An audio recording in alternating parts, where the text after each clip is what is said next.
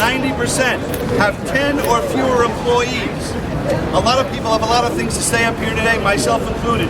But because of the heat and the crowd, I want to defer to somebody else. But I want to say one last thing. These are our heroes.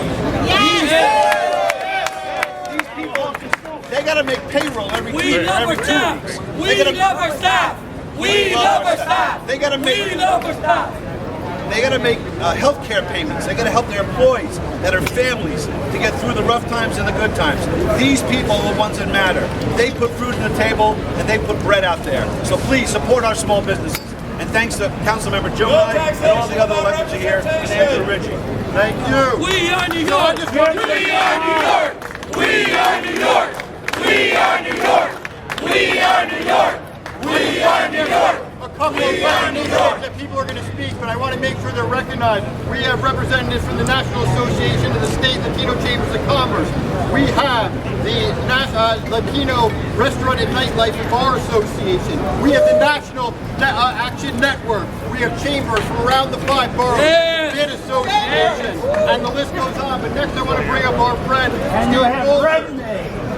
we have from the Regional Administrator for the Atlantic Region of the U.S. Small Business Association Administration, Steve Bolger. Thank you.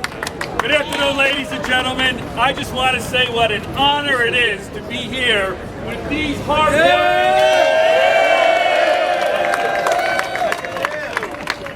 Business Administration, our office is 2 blocks from here. We advocate for small businesses across the country. And nowhere do we have to advocate harder than right now, right here in New York. Because the regulations and the rules and the taxes are higher and more punitive here than anywhere else in the country. I congratulate Councilmember Gjonaj and his other council members and everybody here for standing up. This fight is just beginning. We got a long way to go, but the SBA will be standing with you. Carry on. Thank you.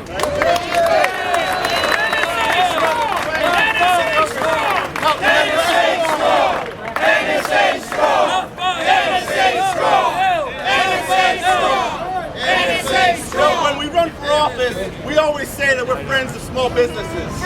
When we run for office, we say we're running to support our small businesses.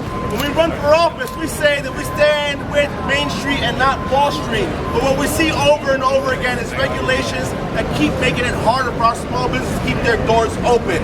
This is why I'm standing here today, because I want to stand with every small business owner in our city. The guys who really put the work in to build our communities. When we talk about great neighborhoods to live in, we think about the restaurants and the bars that are there. When we think about neighborhoods that have access to fresh fruits and vegetables, we think about our supermarkets and our delis that are there. And every time they shut their doors down, we don't come out and we don't help. And that has to change. We're making a lot of errors that are allowing for big box stores and big chains come into our communities, taking away the fabric of our own homes. That's why I stand with every small business owner here in New York City, and also I'm pushing for SBJSA to finally get done so that we can ensure we're protecting them and making sure that they get pushed down.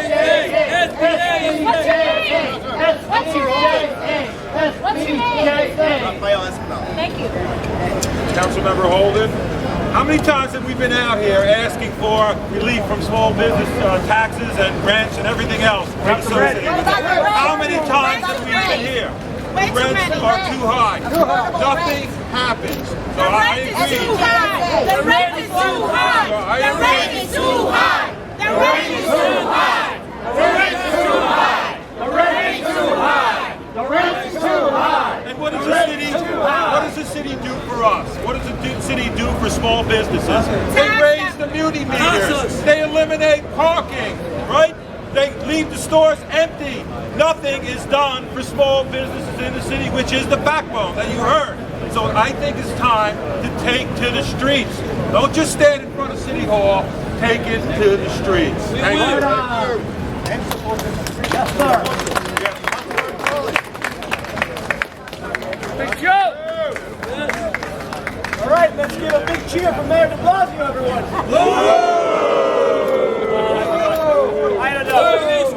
I had my time story. Where is Story?